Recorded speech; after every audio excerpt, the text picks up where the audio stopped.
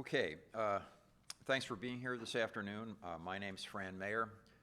I'm a senior fellow with the Ethics and Public Policy Center in DC and also a board member of the Napa Institute.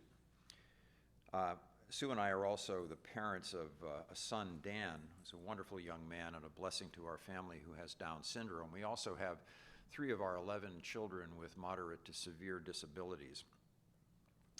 I was asked to be part of this breakout session because I believe I asked, not they asked me, I asked to be part of this breakout session because I believe the work of the Lejeune Foundation to be one of the most important items on this year's conference schedule. Jérôme Lejeune, the great French pediatrician and geneticist, discovered the genetic roots of Down syndrome and worked tirelessly throughout his life in defense of unborn children with special needs and disabilities. He was a committed Catholic Christian, and for our family, Lejeune is a saint.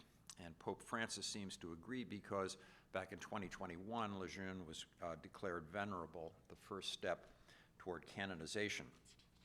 The substance of this session is a briefing on the International Chair of Bioethics project now being pursued by the Lejeune Foundation in multiple countries, including our own. And to do that briefing, we have with us Pablo Siegrist, Director General of the Jérôme Lejeune Foundation in Spain, and a specialist in strategic management issues and education, and Dr. Monica Lopez Barahona, who holds a PhD in biochemistry and molecular biology and has been a member of the Pontifical Academy of Life since 1999. Dr. Lopez serves as president of the Jérôme Lejeune International Chair of Bioethics effort. In terms of structure, Pablo and Monica will each share their thoughts on the Lejeune Foundation's work for a few minutes and then offer a brief PowerPoint presentation. That should leave us about 15 or 20 minutes for questions and discussions. And those of you who know me know that I will close, if necessary, vigorously at 5:45. But over the next couple of days, I really encourage you to take a few moments to meet and speak with Pablo and Monica personally, because the work they're doing really is both urgent and important in defending what it means to be human, of course, which is this year's theme. So Pablo, floor is yours.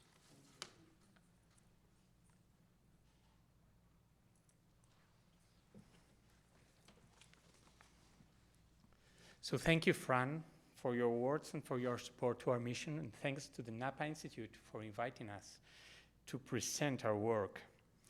The Jérôme Lejeune Foundation was first established in Paris by Madame Lejeune after the death of Venerable Jérôme Lejeune in 1994, at the request of his patients' families, who asked the Lejeune family not to leave them alone immediately after the funeral in Notre Dame in Paris. So from its first moment, the Jérôme Lejeune International Nonprofit Group has assumed Jérôme Lejeune's mission, and I would even say charism, to serve human life. And it develops it through a wide expertise in the care and the defense of the weakest. We care for people with intellectual disability of genetic origin in our outpatient clinics. We have 4 clinics, in 3 different countries. We do and fund research to improve their quality of life and maybe find what Lejeune called a cure for the intellectual disorder. And we advocate for them and for all human persons in situation of great vulnerability through our presence in many national and supranational organizations. For instance, we have consultative status at the United Nations. And secondly, educating people to defend life. That is what I like to call incarnated bioethics, because our legitimation to advocate and to educate comes from the practical work done in our outpatient clinics. It's not a theoretical one. In fact, our clinics, the Lejeune Institute in Paris, has the widest expertise worldwide, caring for more than 13,000 people with intellectual disability. And the results, after around 30 years of experience in fundamental and clinical research in favor of people with genetic alterations which cause intellectual disability, which has led to more than 900 research projects already developed, and 1,000 plus scientific publications. All this is done in the spirit of Jérôme Lejeune and following the way he opened. So after our own medical and scientific expertise, we feel legitimated to show to the world that the most vulnerable of the human beings deserve our best efforts to be cared. And when it comes to education, we see a crucial need of rebuilding a culture of life due to the drift of certain positions among universities, medical centers, research centers, and others. And this need may be seen as an opportunity to educate and to give reasons for our faith. That is why we created an international academic instrument to train people in the scientific and logical reasons to protect life, what we call the International Chair of Bioethics, under the name of Jérôme Lejeune, who always advocated from science and in a rational and logical way. We practice what we call realistic bioethics, as we believe that the human beings have a spiritual and transcendental side, which does not contradict the physical side of the person. So we look for the truth from science, understanding that humans are persons, and persons have an intrinsic dignity that cannot be vulnerated. And we find that scientific truth does not deny the theological truth defended by the teaching of the Church for so many years. We started developing education by our own, offered to decision makers from all fields, from healthcare professionals to researchers, philosophers, teachers, politicians, religious leaders. But after the declaration of the heroic virtues of Jérôme Lejeune that was mentioned by Fran, we understood that we are mere depositaries of his way of doing, and we must offer it to all the interested universities to spread the voice worldwide. So that's why we started doing agreements with European, Latin American, and now American universities, starting here by the University of Maier in Bismarck. Our goal is to become global, developing this education in English, Spanish, French, and Italian, and maybe other languages in the future, because we want to rescue the target that has been reached by the opponents of human life and to spread an appropriate anthropological vision worldwide. That is our response to the cultural and anthropological crisis. We want to educate and to create a network of servants of life.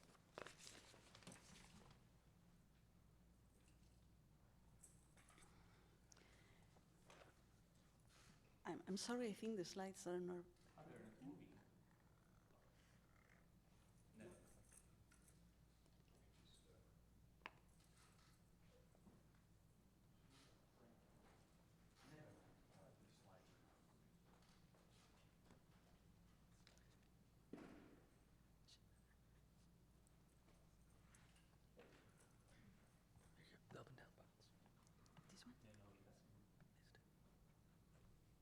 It's not project.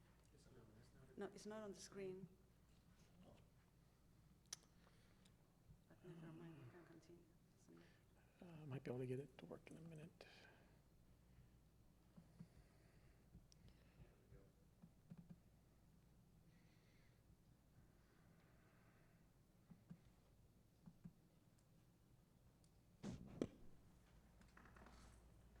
Okay, thank you.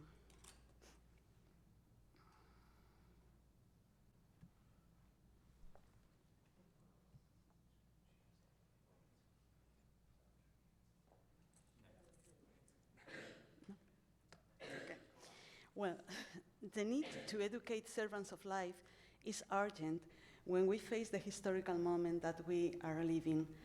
Abortion, contraception, in vitro fertilization, transgender, euthanasia, especially the increasing figures of abortion all over the world, are really witness of the need of educating servants of life. There are figures that are really dramatic in terms of abortion in Europe. Unfortunately, leading our country, Spain, is the country that has the highest number of abortion with people with trisomy 21. but United States is not far away from this issue. To face this crisis, the tool that we use from the Jerome Lejeune chair of bioethics is to analyze deeply the answer that science has to this question of what means to be human. Because the anthropological crisis that we are facing is really that we lost the conscience of what means to be human. So either from classical genetics, from molecular genetics, from cellular biology, from embryology, the answer to science to this question is very clear. Life starts at the very moment of conception.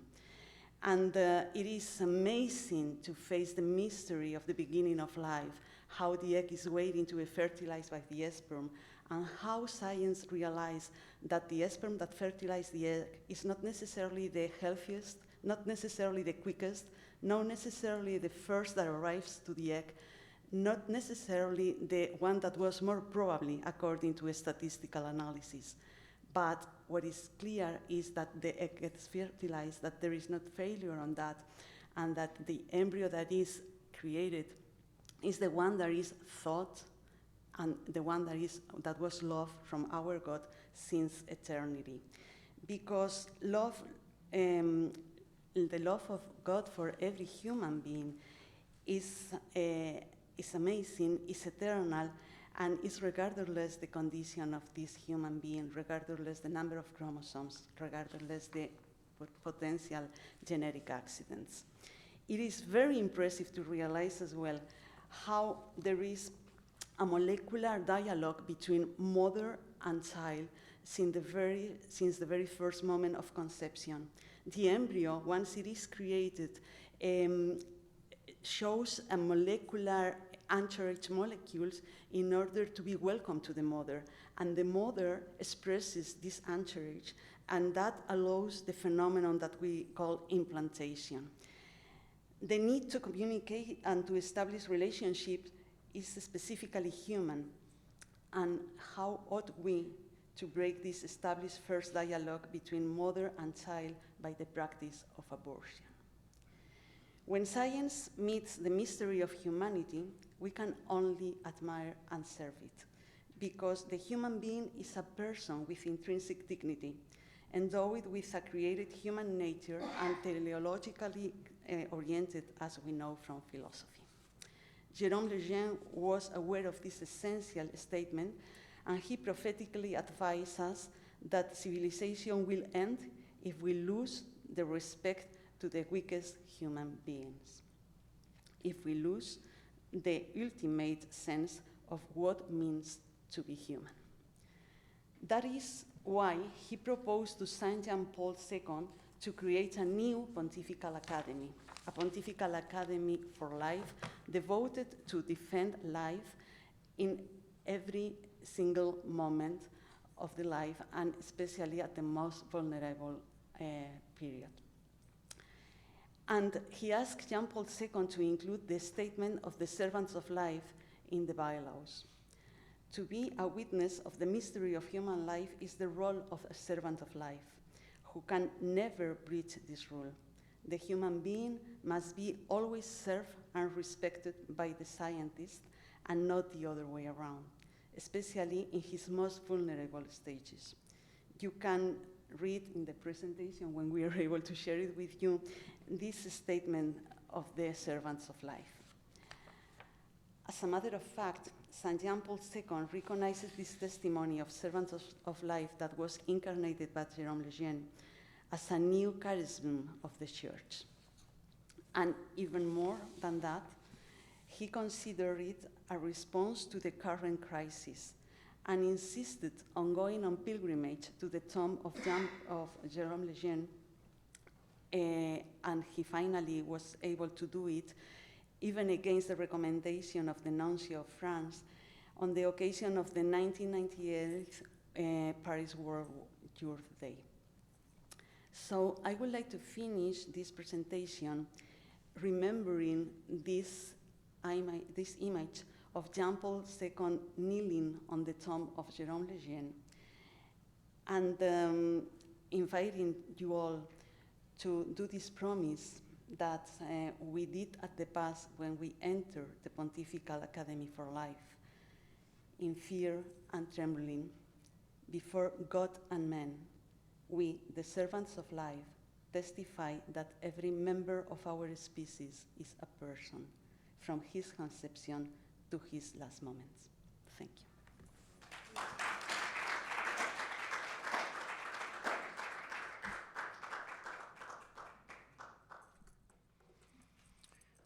Some of you will remember that Monsignor Shea recommended this effort during his talk today. I mean, I think what we need to recognize is that the University of Mary is cooperating with this project in a way that's pretty extraordinary. It's not the only university globally that's doing that, but it's impressive that someone as motivated and articulate as Monsignor Shea is so on board with this. So with that, we have questions, and I'll recognize you, and they're available to answer any questions that you'd like.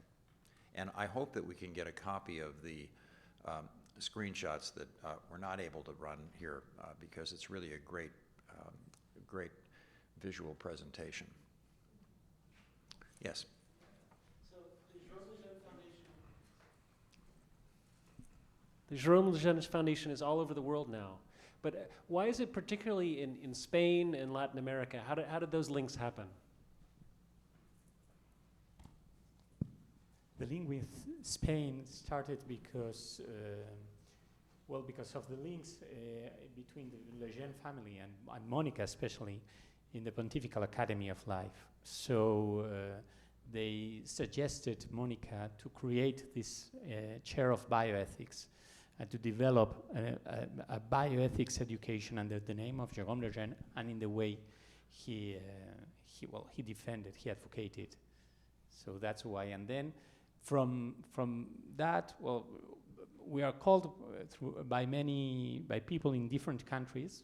So we were called by a group of people in Argentina after the green marea, they call it, when there was this project of law on abortion that finally passed at the second round. And we went there, invited by the Senate, and several doctors asked us to develop a medical center in the way of Jérôme Lejeune, and that's why we started there. But yeah, it was just because we were called. Yes. Pablo, I'm not sure if you just answered this, but, and Fran, you referenced this, just so it doesn't go over our heads.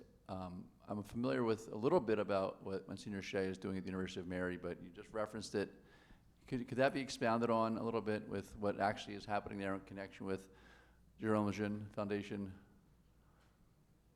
What is happening at the University of Mary?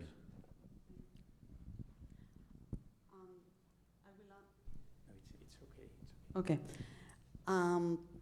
The relationship with the University of Mary came because we were looking for universities in the United States that can be partners for developing this new charism of servants of life.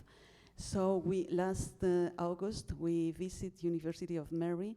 We knew that they have a master in bioethics, and we already signed an agreement with them. So the University of Mary recognizes the credits that the students, the Spanish students have when they course the diploma on bioethics that we offer on a private manner from the share. And also Monsignor Shea was very interested in divulgating the figure of Lejeune. So we are working on the way to offer maybe an introductory course to all the university on what is the figure of Jérôme Lejeune. But the idea of not attaching the chair to any concrete university, but leaving it open to all of them, especially the Catholic ones, but not only, has given fruits in other countries, in Spain, for instance, in Latin American countries. So that's very useful because we don't want to have this exclusive to form this to educate these servants of life. We want to give the tools and the way to do it. and to do it in synergy, in alliance with the others. Yeah, as a matter of fact, we are on the way to close also an agreement with the University of Dallas, so we are open to any possibility. I think you'll remember that Monsignor Shea, didn't he mention that he has a master's in bioethics at the University of Mary? So it's a natural alliance, actually. Questions?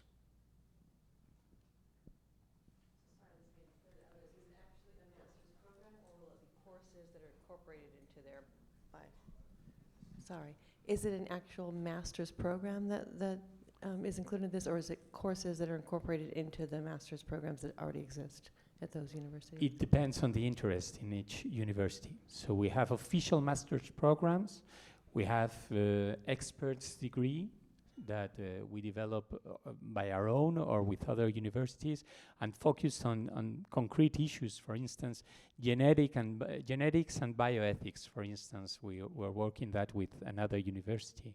So it depends on the interest of the university. We've done, for instance, some other courses for alumni in different universities, medicine alumni that want to maintain a permanent education on bioethics, as the challenges are really moving so fast in this topic. That's another way. Yes.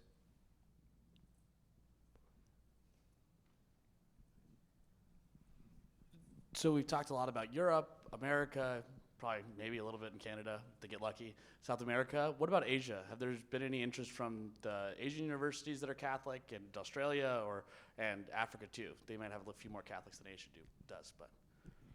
Before Asia, we are having some relationships with universities in Africa, given the fact that the French language is a language that is also important in Africa. But we do not have any agreement yet in Asia, although we have been invited at a personal level, some of the faculty that are involved in the share in order to give some talks or lectures in Asia, for instance, in Korea.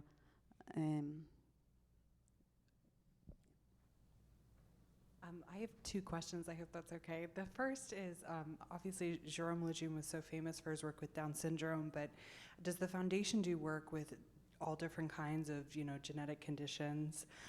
That's the first question. And then the second is, when you guys do partnerships like this and you're, creating these servants of life, who do you ideally want to talk to? Is it the medical community, the advocate community, parents, caregivers? Like, who's the primary kind of interest of the foundation?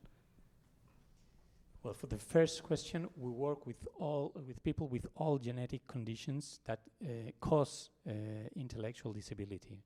So there are more than 250 different genetic alterations known, and in our outpatient clinic in Paris, for instance, we have an 8% of patients that they don't have a diagnosis yet. So they have this condition, but the concrete alteration is not yet known, but we work with all of them. And regarding the second question, our target are primarily the scientific field, so physicians, well, the healthcares and researchers, but not only, because these topics are topics that are influencing the life everywhere. So, for instance, we train many priests too, or teachers. We offer also courses for teachers in schools, which is very important. So, yeah. I have a question. Why are you doing this?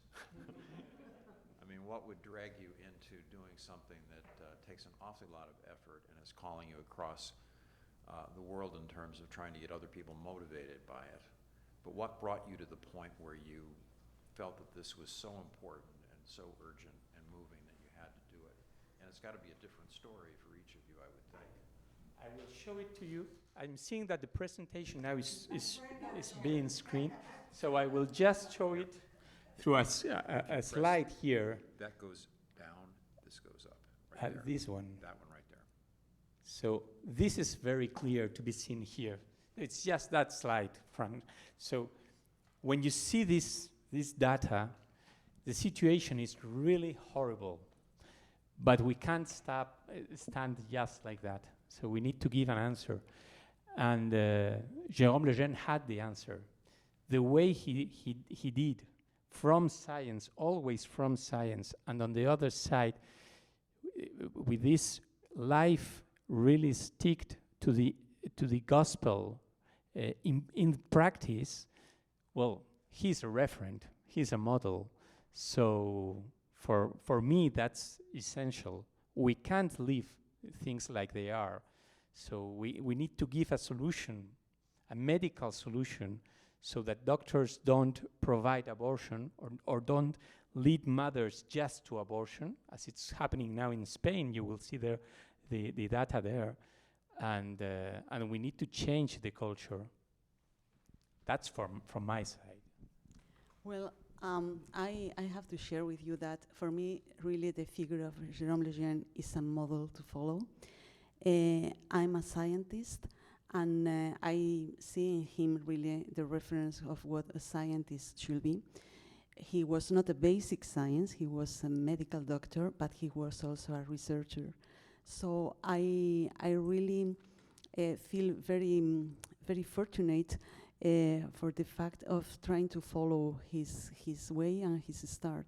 I mean, he was a very good scientist, a person that was always trying to defend life from the beginning to the natural death with scientific reasons. So I think that is a perfect model of dialogue between reason and faith. And he was the one that proposed Jean Paul II to start an academy devoted to life in the Vatican. And I believe that having the possibility to trying to follow what is the statement of servants of life is one of the best service that from my scientific formation I can do to the church. That's why. Questions? Yes, sister.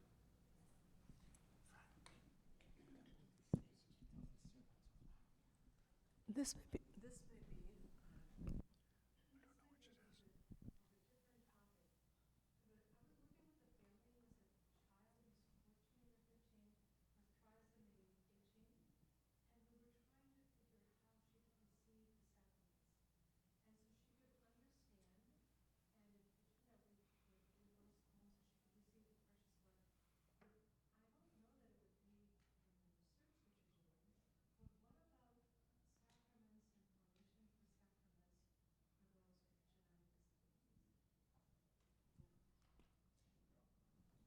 Well, they can be formed for sacraments, but the education or the formation must be in the way they understand.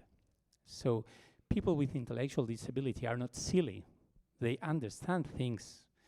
So usually people who haven't had any contact with people with intellectual disability have a very false idea of what it means to have an intellectual disability. They understand perfectly, but in a different way. So we just need to tell them in a very clear, very direct, very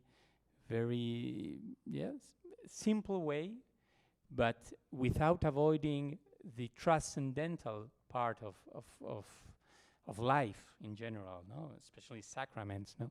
They understand it perfectly, and they have capacity to love incredibly.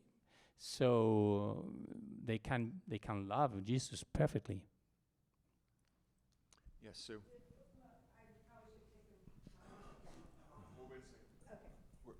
Me. After sure. So, sister, to answer your question, we have a son, as you know, Dan, and when he was preparing for sacraments, Archbishop Aquila said, "How will we know he's ready?" There he is. And because he first, Archbishop Aquila, heard Dan's confession. And then we thought, okay, when will we know that he can receive?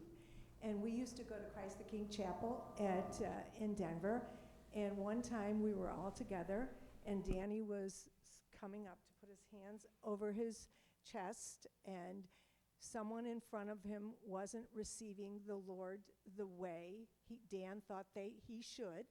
And he said to Father Sam, and to the young man, "Clap, it's Jesus."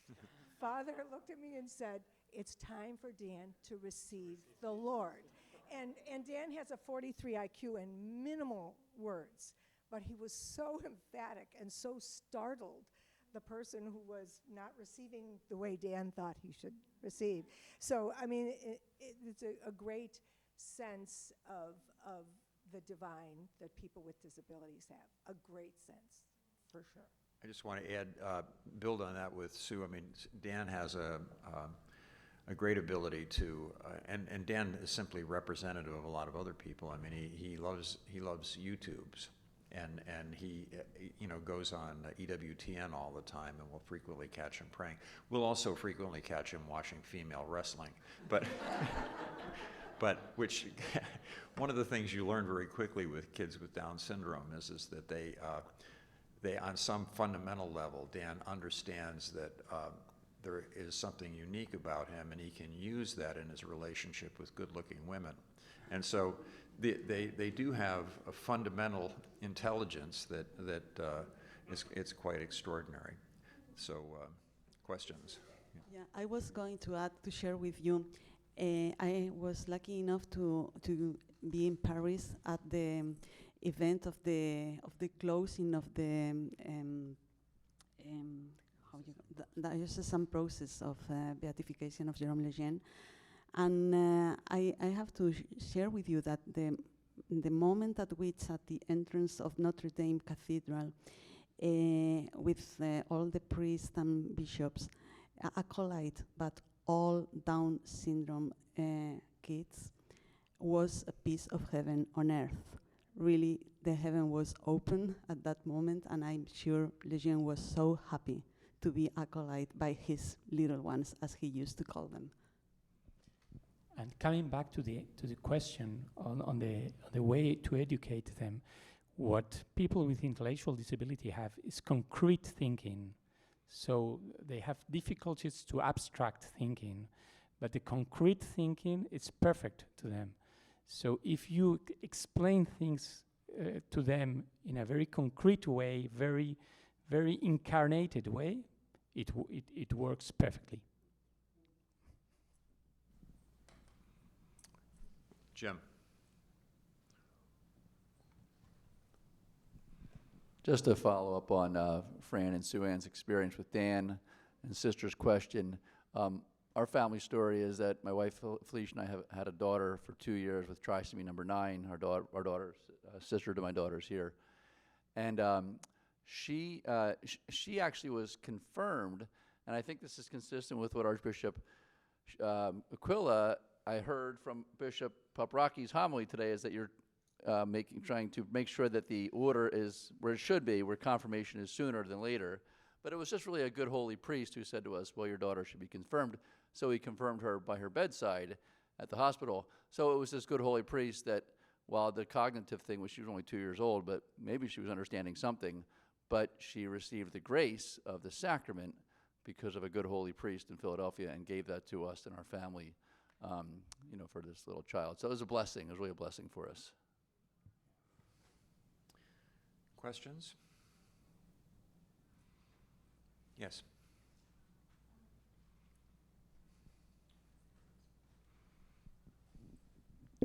Thank you. I was thinking about the comment that you made about the need for concrete thinking.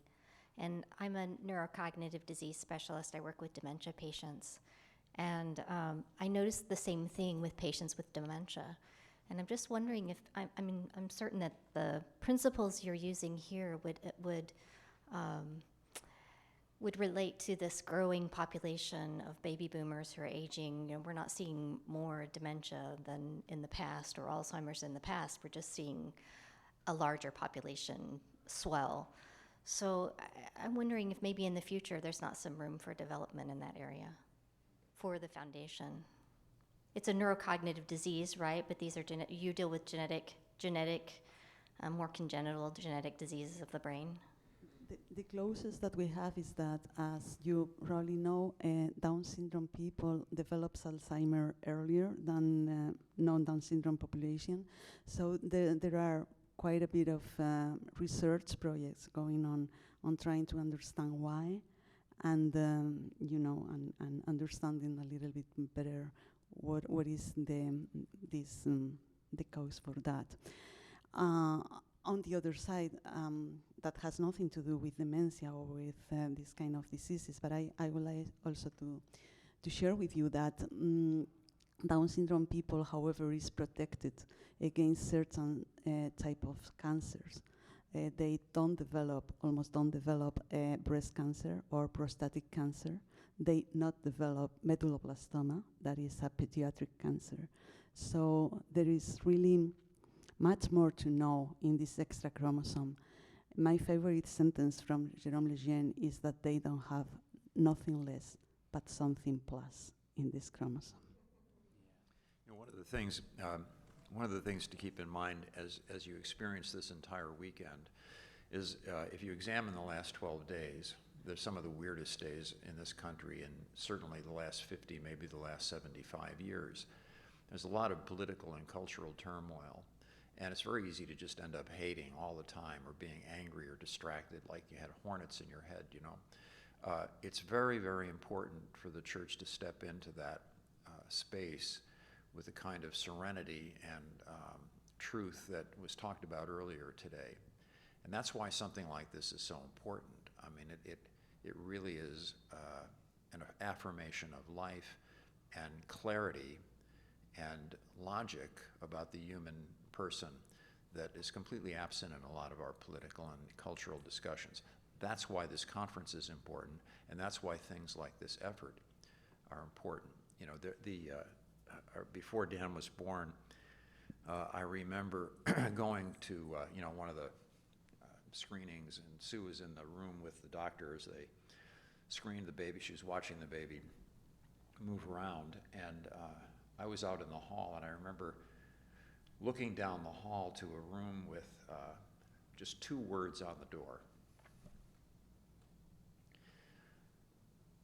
I mean, it's as vivid as I can get it. I mean, genetic counseling. And what goes on in those circumstances is really destructive. This is the sort of thing that helps prevent people from making the wrong choice when they face that kind of a situation. That's why it's so important. And Catholic universities are the only universities that are going to be receptive to this kind of effort. You know, everybody talks about follow the science, until don't follow the science because it goes where we don't want to go. And where we don't want to go in this country is the protection of unborn children, because that interferes with a whole network of other weird rights. But if you have the capacity to understand the situation and to argue it based on the science and the logic that comes with it, it's just extremely powerful. So I think we have time for yes, 2 more questions, if anybody has any. I mean, this is something that's really, obviously Sue and I are very invested in this just on a personal level. Yes?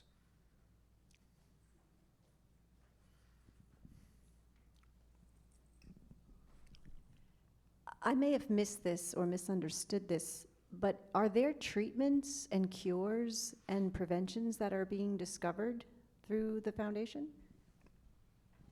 We are working on it. So the idea is we are especially, we work on, regarding research, we work with all the disabilities, with the genetic diseases that cause intellectual disability. But we are very focused on trisomy 21 for 2 reasons. It's the most prevalent biologically, unfortunately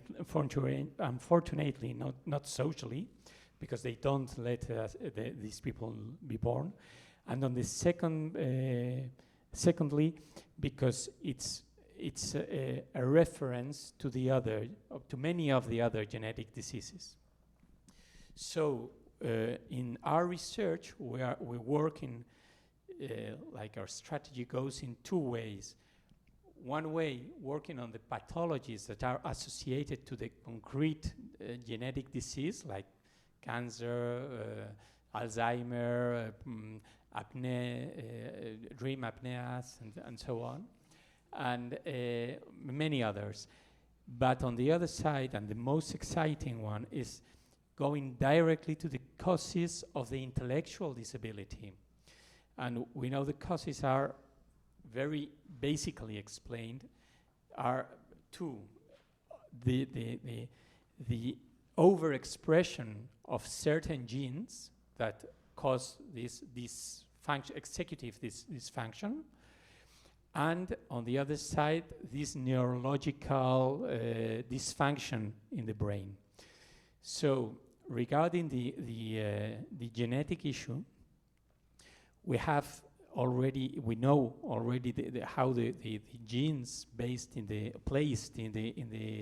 21st pair work, and we are especially working on three genes which we know that are responsible of part of the intellectual disability. And two of these projects, they are more than a project, they are lines of research. Two of them are very promising now. They are already in clinical research. That means that we are already testing a molecule in human beings, so that we can see if it works or not, because it has already worked with rats and so on. So we may have good news from here in 10, 20 years, but research may lead us to another way.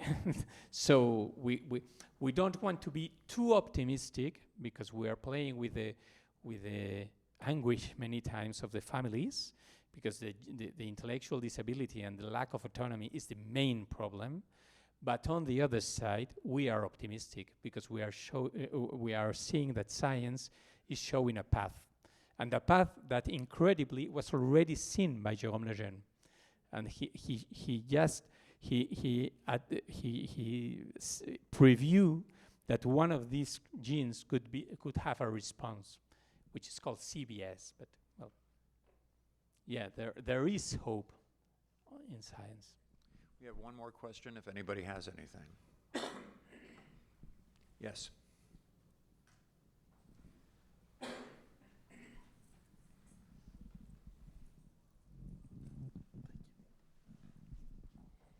Since you're talking about research, I'm sorry for asking so many questions in advance, but I heard trisomy 18 mentioned. My sister is 16 and has trisomy 18, which incidentally, sister, she received communion and she claps every time that the host is consecrated at Mass, so I kind of think she knows what's going on. But have you guys done more research on this? Because our family's very involved in this, and I think one of the things we see in the States is when she was born, the doctor said that she was incompatible with life, right? To take her home on hospice and that she would just die.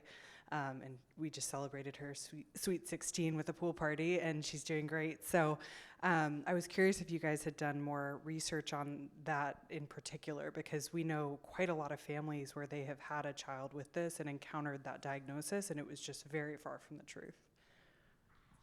There is research on trisomy 18. There is research. I'm not a researcher, so I don't have all the information, but there is research, and in fact, doctors are saying that, and it's not true.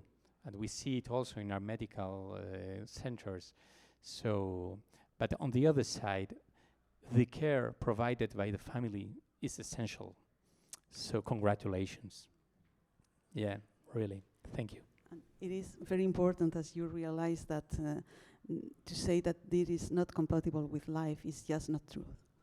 So an important cause to follow is to try to remove this issue, because at the very moment that you say this trisomy is not compatible with life, there is a loss of care of the newborn that should not be, because as you are witness, and there are so many others, that's compatible with life. Folks, thanks very much for being here. We're going to close now. Dinner's at 7 p.m., but please take an opportunity to talk to the folks from the Lejeune Foundation, because you learn a lot, and they're terrific people. They've become our family friends, and they're just doing great work. So thanks for being here. Thanks for being at the conference, and have a nice day. You know.